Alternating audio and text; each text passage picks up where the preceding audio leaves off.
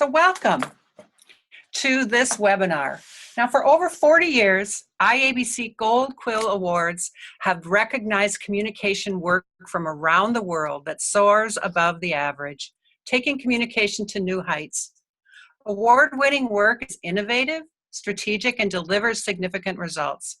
By entering the 2018 awards program, you validate your best work against a global standard, a measure that elevates groundbreaking work to identify the best of the best communication efforts around the world. In this webinar, I'm going to share with you how you can create an entry that is worthy of your best work. I'm Cindy Schmieg, IABC Fellow, and this year's Gold Quill Awards Chair. I'd like you to know that we are recording this session for future use and that I would like to hold answering questions until the end. I think that we'll get to some of them as we go, but you can enter your questions as you come up with them. So today, we'll begin with some basics of the award program and how entries are evaluated to give you a familiarity for understanding. And then we'll spend the bulk of the time on creating an entry. To help you to create an entry, there is a document titled the Midas Touch Guide to Entering an IABC Award Program. It's found on the Gold Quill Awards website that we'll reference several times in this session. IABC Awards programs have 4 divisions: management, research, training and education, and skills. The entry requirements are different for each division. Divisions 1, 2, and 3 require a work plan and a work sample. The work plan is a 4-page written document that tells the story of your entry, and it should demonstrate a full range of planning and management skills. We'll describe this in a bit. The work sample offers representative pieces of your project showing what's been done. In Division 4, the Skills Division, we use an online entry form along with the work sample, and it showcases more technical skills. Within the 4 divisions, there are 28 categories to enter that cover a broad spectrum of our communication profession. With so much to choose from, it's important to review the divisions and categories carefully to determine where your project or program fits best and has the best chance of winning. As you review, think about the purpose of the work that you're doing to find the right category. The goals and objectives for an entry should focus on the division and category that you enter. To help you decide, check out that Midas guide that's available at the Gold Quill website. You may also choose to enter the same project in more than one category. If you do, be sure to tailor each entry for the specific division and category. It's difficult to win a Gold Quill Award when the entry is not tailored to the category. Specifically, goals and objectives for categories are going to be different. Let's get started with an explanation of how your entry is evaluated. After your entry is submitted, it's assigned to 2 communicators with over 10 years of professional experience.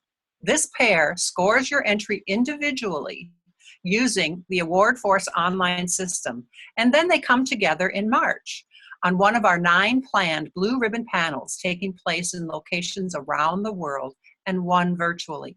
At the blue ribbon panel, each section of your entry is discussed by the pair of evaluators to reach consensus on the score and the feedback being provided. All evaluators receive training in the scoring criteria prior to scoring your entries. The score sheets for each division are available on the Gold Quill Awards website. That'll help you understand what the evaluators are looking for when scoring your entry. Note that each division has a different score sheet, so the evaluators are looking for criteria specific to that division. Before the evaluators score your entry, they receive a guide to scoring that includes rubrics to assign a scoring value to specific criteria within an entry. Rubrics are commonly used in education to score complex tasks objectively. We introduced them to Gold Quill Awards in 2015 to assist evaluators in delivering consistent scoring across our global teams of evaluators. Evaluators are required to provide feedback to you for each section of your entry. The feedback is an important opportunity for a professional assessment of your work by senior communication professionals. So let's take a look at the scale that these evaluators are using. This is the IABC 7-point scale of excellence. Evaluators score between 1 and a 7 for each section of the score sheet based on the criteria provided them within the rubrics. As you review this scale, note that the description representing each number is a little bit different, and that 4 is a competent approach that is professionally sound and appropriate. Yet to receive a 6 or a 7 requires work to be innovative, unique, or very resourceful. So what do these scores mean? Well, an entry must score between a 5.25 and a 5.749 to earn an award of merit. Awards of excellence are earned with scores above 5.75. In divisions 1, 2, and 3, each section of your work plan is scored between a 1 and a 7. These sections are then averaged to create a score for the entire entry. 50% of the final score is from the work plan and 50% from your work sample. In Division 4, the skills division, it's more tactical in nature, and the final score weighting is 1/3 each for strategic alignment, professional standards of execution, and creativity. There's also a student entry division, which offers a 35% work plan and 65% work sample weighting.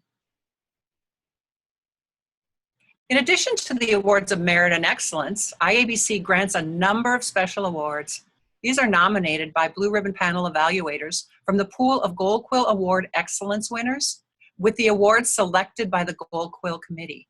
These awards are announced immediately after all the entrants receive results of their entry scoring. The best of the best represents the very best entries seen across the globe. There's a special award. There's a special award for research, the Jake Whitmer Award, and the Business Issues Award goes to an entry that best addresses a critical business issue. The student award entry is called the Sharon Berzak Award. There's also the Of the Year Awards.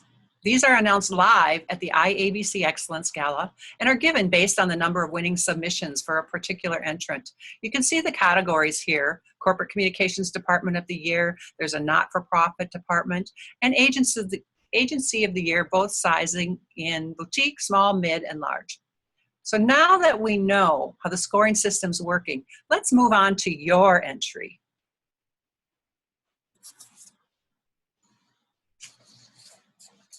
No matter which division or category you're entering, the key elements of a strong submission are the same. If we look at how some of these IABC Fellows have defined strategic communications on this slide, we can see 3 elements. These are all part of a strong IABC award entry. So IABC awards recognize programs that are planned to meet a measurable objective to make a noticeable difference in something that matters. They recognize programs that include direct steps that let you demonstrate to company leaders or clients that you have contributed meaningfully to what the company is trying to accomplish, and that it is thought about ahead of time. It is planned.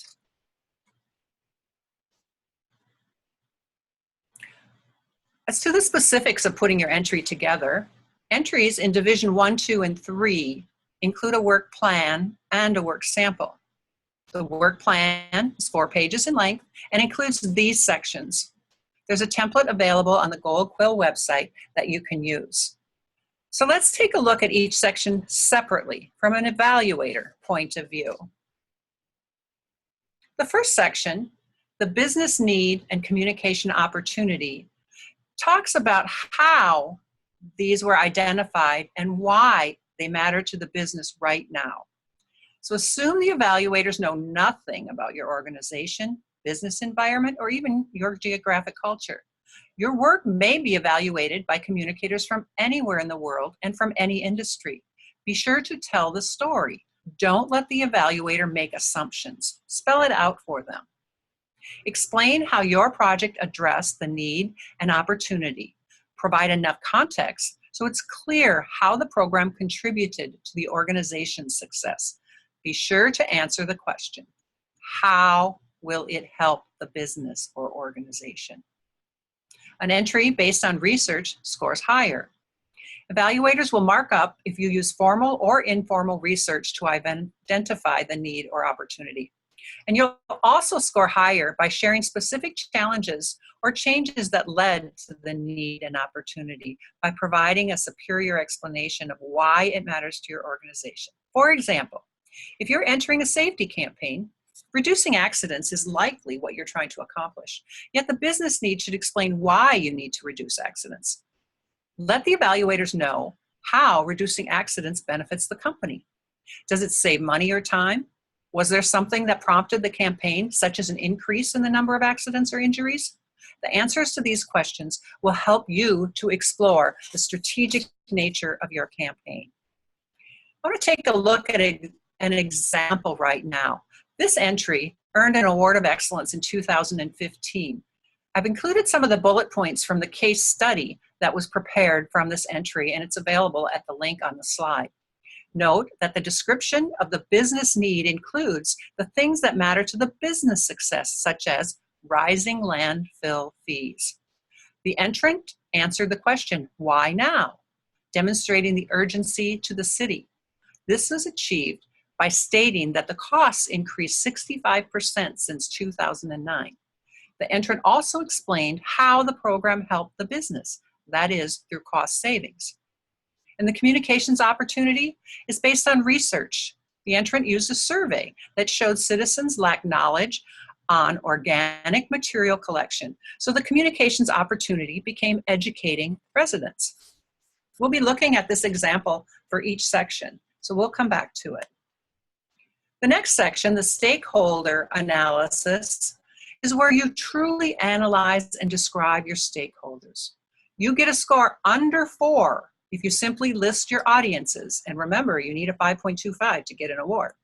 A score of 4 is applied if you list the audiences with a small description that's relevant to your category and project. That is truly competent work and professionally appropriate, but you need a higher score to earn an award. Keep in mind, there's no such audience as the general public. Be sure to break it down. Evaluators will mark up for a superior description that demonstrates how the audience is linked to the strategy and tactics. They want to know that you have data about your audience that allows you to make decisions about the project. For example, if you're producing an online newsletter, evaluators will expect to see your audience's online access because that would be key to determining if you should use an online tool. Make sure you include relevant factors such as education, demographics, psychographics, motivations, opinions, and explain how the audience analysis directed your selection of the communication solution. It's likely that you have more than one audience, so identify your primary audience and secondary audience. Another thing you should think about is mentioning your research. You will score higher if you use research to help inform your knowledge of the audience. Now, since the entry is telling a story of your program, when you're done writing your audience analysis, make sure it links back to the first section, that of the business need.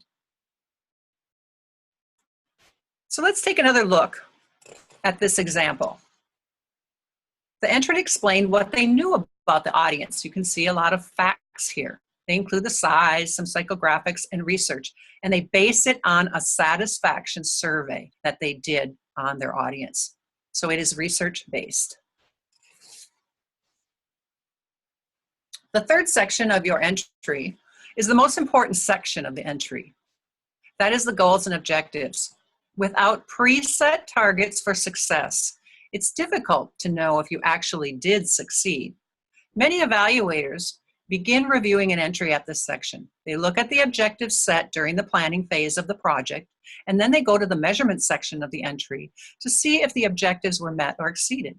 An entry that doesn't include measurable objectives will not score well. So let's review some basics to help you prepare the goals and objectives sections of your entry. There are 3 things that you can derive from communication. And as we take a deeper look at objectives, we can see that there are output-based objectives, providing measurements along the way. They tell if your campaign is working, and they'll allow for corrective action if needed. Outputs do not measure what is done because of your campaign. It doesn't help your business when someone sees your message. What helps your business is the action taken after someone sees your message. Outtake objectives. This is what the audience takes away from seeing your message, such as an understanding or embracing your position. However, the audience must really do something with that awareness or understanding to help your business. This is where outcome-based objectives come in. These include what the audience actually does after seeing your message. Outcomes help the business achieve the business need, and this is how we can demonstrate communications is a vital business process. Another point on objectives is the SMART objectives. The SMART formula is just one way to determine whether your objectives are sound. And while this process isn't the only way to evaluate the strength of objectives, it's a very good guideline. And I'm sure you've all heard it before: specific, measurable, achievable, relevant, and time framed. If you state your objectives this way, you're likely to score higher in an entry. And once you've written your goals and objectives section, go back to it and take a look, comparing it to the stakeholder analysis and the business need and communication opportunity section. Make sure that they link to help you tell your story. Here's the example again. This entrant used the goals of creating awareness of the program and convincing residents of its importance. They stated that because organic waste is less costly to dispose of than regular garbage, high participation would reduce waste sent to the landfill and offset rising landfill fees, which had increased by 65%. So their goals, you can see, are broad, overarching, and they don't have to be measurable. Yet when they get to their objectives, they do include output-based objectives, which are measurable. So they're going to achieve 80% of accurate and positive media coverage of key messages. So media clips are an output-based measurement. They don't measure what someone has done with the information, they measure productivity. This entrant also had an outtake objective, which was to increase residents' understanding. And they use research to base this outtake message on, based on a benchmark survey. The entrant also used the outcome-based objective, and this is what we're really looking for. What does the audience do as a result of seeing your communications? Here, they set their preset targets at reaching a 65% participation rate among residents, to decrease residential waste by 25%, and to have the appropriate things in the recycling. Let's move on to the next section, the solution overview. In this section, you're going to provide a summary of the communication solution and why it's the right one for your program. Evaluators are going to look for that summary and the logic that supports it, along with details of how the plan was to be implemented. They want to see how well you demonstrate strategic thinking and problem-solving skills. They'll look for appropriate key messages. You should be clear why particular tactics, needs, media, and distribution channels were chosen. High scores are given to entries in this section if they explain how the solution is influenced by research. If you explain how the stakeholder input was taken into account. If you include sound reasoning and evaluation in your choices. If you summarize a tactical plan that includes key messages and a timeline. However, the real chance to shine here is in your ability to be creative, innovative, and come up with clever solutions. We know there's a space limitation, so if you can include a brief summary here and a more detailed tactical implementation plan in the work sample, that tends to work very well. And I really want to point out here that the solutions section of the work plan is the place to describe how your program is truly unique, resourceful, or sets new standards of professional execution. Scores of 6s and 7s are reserved for work of this caliber. I'm going to go back to this familiar slide again. You're telling a story, so you need to make sure that your solution links back to your goals and objectives, to your stakeholders, and to the business need. Here's our example. This entrant talked about their strategy in the solutions section, a 3-phase branded campaign, Come Roll With Us, to educate residents designed to reach their participation rate. They also included tables to help the evaluator understand what was going on and when. This is just some selected elements of the solution that was provided. And note that the information is linked to the audience and the objective. It includes a timeline and the key message. You don't need to use tables in your entries, but sometimes it does save space in your limited 4-page work plan. The next section of the work plan is that one of implementation. Here, you'll want to include how you sold the project, your use of budget and effective use of limited budget or resources. You'll explain your smart solutions to challenges, but we won't mark down if there weren't any challenges. You also explain if the work was achieved under impossible deadlines and skinny budgets. Collaboration is addressed here, so speak to how you collaborated with stakeholders, such as the use of subject matter experts or effectively dealing with stubborn decision makers. Basically, how did you sell the project? In regards to the budget, it's easiest if you can provide a budget figure. However, if you can have concerns about sharing that information, describe your effective use of resources. That's what evaluations are scoring. Be sure to address the use of resources. Without any mention of how you used your resources, the highest score you're going to get in this section is a 3. If you're uncomfortable providing a budget figure, be creative in describing the available resources. Consider breaking the expenses down into major buckets, such as consulting/agency fees, production or distribution, or include the project cost as a total percentage of your annual budget. And in regards to confidentiality of these entries, when you submit your entry, you are able to state that the information is confidential and you do not want it shared past the evaluators.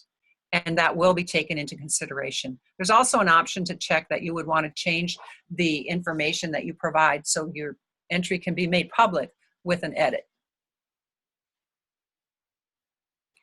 The final section of the work plan is that of measurement and evaluation. This final section is where evaluators are looking for measurements that impact audience awareness, opinion, behavior, and business goals. The results should show there's a relationship between the objectives and the outcomes achieved. They should be thorough and convincing. No budget for measurement? Well, that does happen in real world. Be sure to take the time to tell evaluators how you would have measured your objectives if money weren't a barrier. You'll still earn some points for that. Using a table here in the work plan will help you to line up your achievements against the preset objectives from that earlier goals and objectives section. That's an effective way to present this information to evaluators. We can look at our example here, how they presented their results. They used a little table, they stated the initial objective, and what was the result. Now, this is just one little subset I pulled out for the purpose of this webinar, but I think it's very showing that it's very easy for the evaluator to see what the preset objective was and what the result was. And in addition to the table, this entrant also used a short summary paragraph underneath to explain some more subjective and anecdotal information about the success of their program. And we're back to this familiar slide again. Remember, you're telling a story. You need to link it back to the beginning because this is the ending of your story. How did you close that gap that you identified?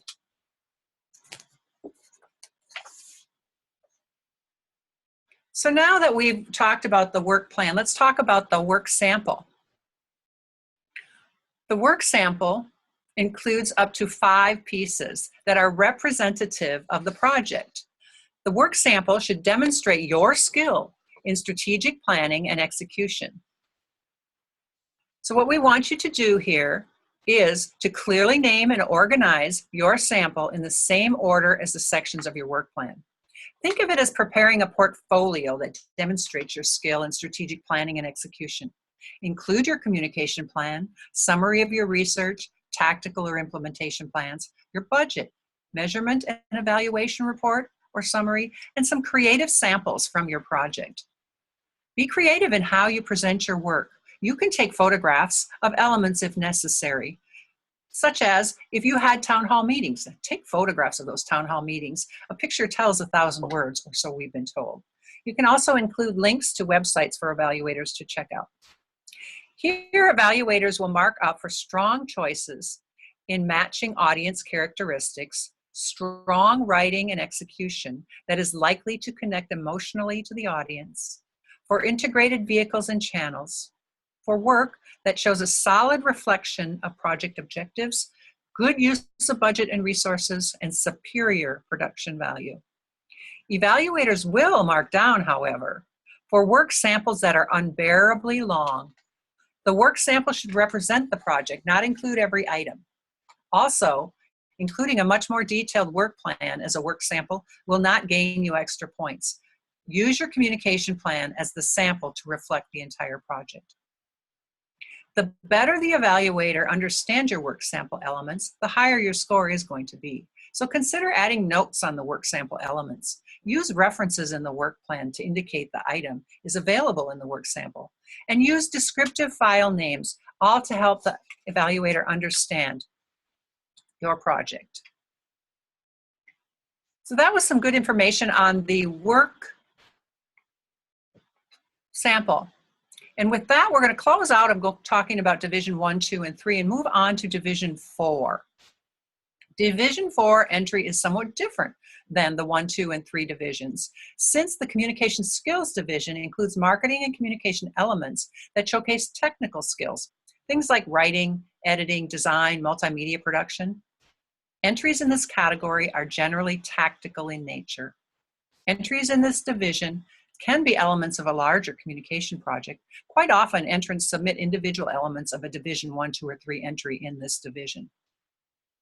There's not a work plan here, but there is an online entry form. The work samples follow the guidelines from Division 1, 2, and 3 entries. They should include a copy of the product that you're submitting and supporting information such as research, media plans, scripts, creative rationale, focus tests, closing and tracking. Evaluators are going to score the work sample against the information that you provide in the entry form. Evaluators are not evaluating your strategic planning ability in this division.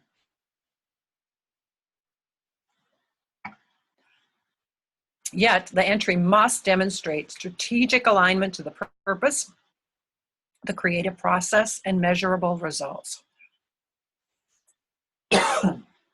Excuse me. After all, IABC Awards are not beauty contests. So let's take a look at the online entry form questions.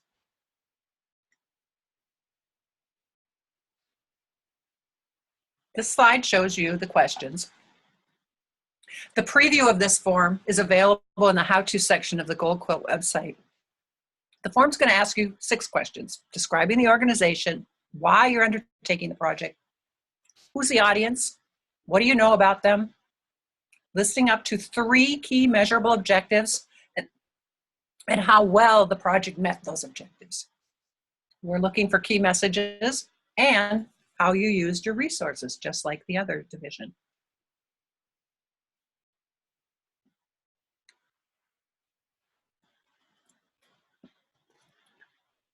So now that we've talked about all 4 of the divisions, here's some tips to put it all together. Use a table at the top of your entry for your tombstone data. That is your name, company, entry title, etc. If you're an agency, Submitting on behalf of a client, you must include a permission letter. There's a spot for that in the online submission area. As we talked about, put your objectives, action plan, and results in a table format so they're easy to understand. Don't be afraid to format spacing and margins, but stay within the rules. A 1-inch margin is required with a minimum of 10-point type. Tell the story that connects each section of the entry. And edit and edit and edit and have somebody else review your work. Delete your verbal padding. If you use words such as in order to, as a result of, use shorter words like to and because. It's tough to get all of this information into a 4-page work plan. And delete anything that doesn't add to the strategic nature of the entry. Tell the story of the project only. When I put my entries together, I typically put everything in and go back and edit it later.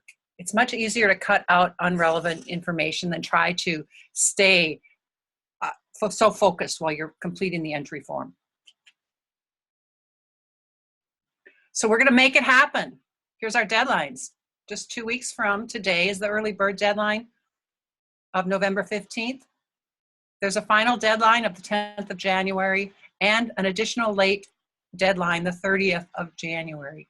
You can upload your entry electronically via AwardForce with a link at the Gold Quill website, and here is the URL for that website.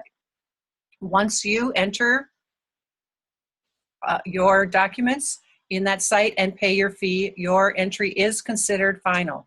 Now, you may go in and start your entry process and come back and finish it later. So that does make it a little easier on you. And once you've submitted that entry, consider the winner experience.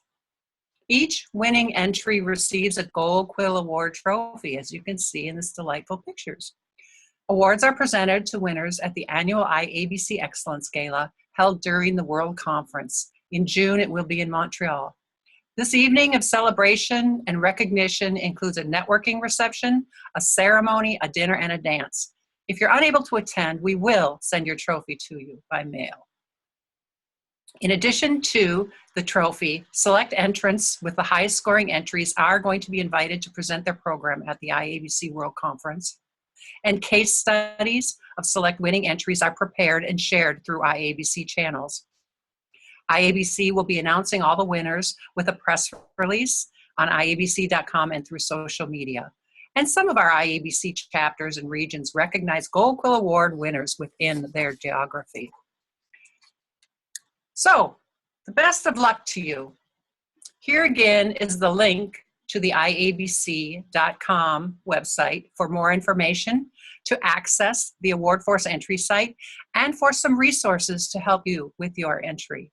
The resources, the Midas Touch Guide, the score sheets, and case studies of past winners will be helpful to you in creating your entry. So with that, I'm going to take a look at the Q&A section and see if we have some questions. We have someone asking if the slides will be made available for download. Yes, after we finish this in a few days, it will be made available on the Gold Quill Awards website. We have a student with a question. Chelsea asks, she's a part-time student completing a final research thesis and would like to submit an entry showcasing her work as a student entry. My membership with IABC is not a student member. Am I still able to submit as a student? This is an interesting one, because if you are working full-time and working on a like an MBA or a master's program, you are considered a professional communicator. So Chelsea, that's maybe not quite answering your question, but if you can reach out to recognition@iabc.com with more specifics, we can give you a more definitive answer.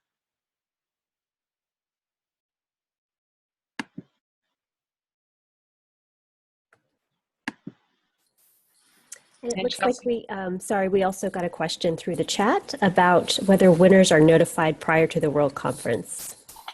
Yes, the The evaluation for these entries are completed in March. The first week of April, at the end of that week, we will be sending out the notifications so that people can make their plans to attend World Conference, which happens in June.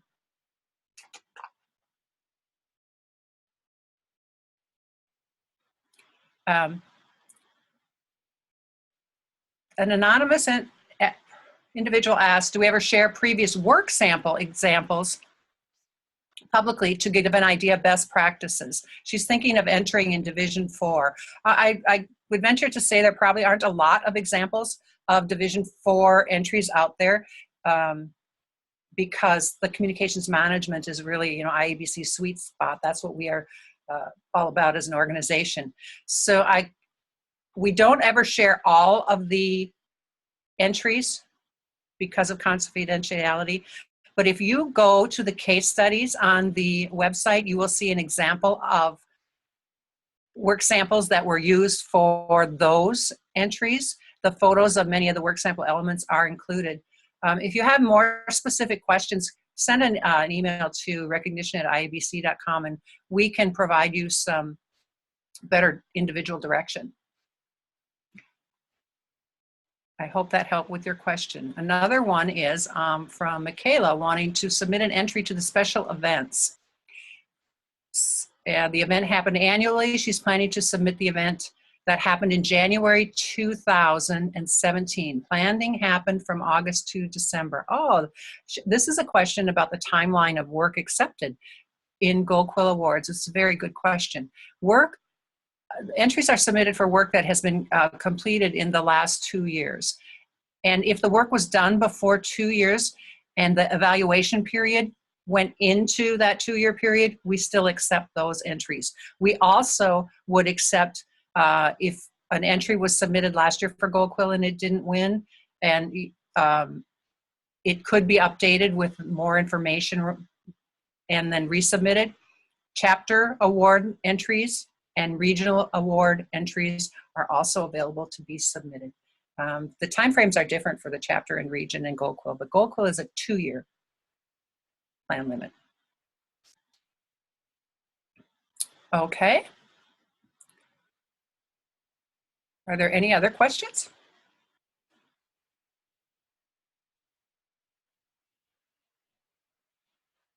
I'm not seeing any, but you can always reach out to recognition@iabc.com and we will get back to you quickly. So thank you again, everyone, for attending. I hope to see you at the Excellence Gala. Bye-bye.